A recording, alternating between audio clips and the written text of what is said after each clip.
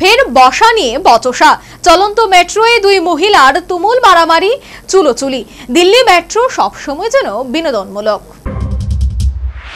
যত কাণ্ড দিল্লি মেট্রোয়। স্বল্প বসনা তরুণীর নাচ, ভরা মেট্রোয় তরুণ তরুণীর ঘনিষ্ঠতার পর এবার কুস্তির আখড়ায় পরিণত হলো দিল্লির মেট্রো রেল। কার্যত ফাঁকা মেট্রোয় বসার আসন নিয়ে দুই মহিলার বচসার জেরে চলন্ত গাড়িতে তৈরি হলো ধুমধুমার পরিস্থিতি। চুলোচুলি থেকে কিল চর ঘুষি বাদ গেল না কোনো কিছুই। দুই মহিলার এই খণ্ডযুদ্ধ রীতিমতো ভাইরাল হলো সোশ্যাল মিডিয়ায়। সোশ্যাল মিডিয়ায় এই ভিডিও ভাইরাল হতেই কমেন্টের বন্যা ছুটেছে। এক নেটিজেন লিখেছেন, দিল্লি মেট্রো সবসময়ই বিনোদনমূলক। অন্য এক নেটিজেনের মন্তব্য, দিল্লি মেট্রো সর্বদাই নাটকীয়তায় পূর্ণ, কমেডি এবং বিনোদনের কোনো খামতি নেই।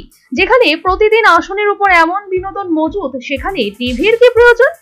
আরো এক যুবক লিখেছেন, দিল্লি মেট্রো কখনো আমাদের হতাশ করে না। অবশ্য দিল্লি মেট্রোতে এই ধরনের ঘটনা নতুন কিছু নয়।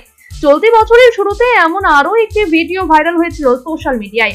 সেখানেও দুই মহিলার মারামারি রীতিমতো সংঘর্ষের রূপ নেয়।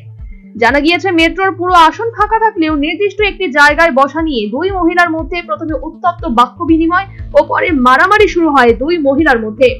সোশ্যাল মিডিয়ায় ভাইরাল ভিডিওতে দেখা যাচ্ছে, একজন মহিলা বসার বেঞ্চের উপর অন্য মহিলাকে চেপে ধরে রয়েছেন। চুলের মুঠি ধরে চলছে চর থাপ্পড়।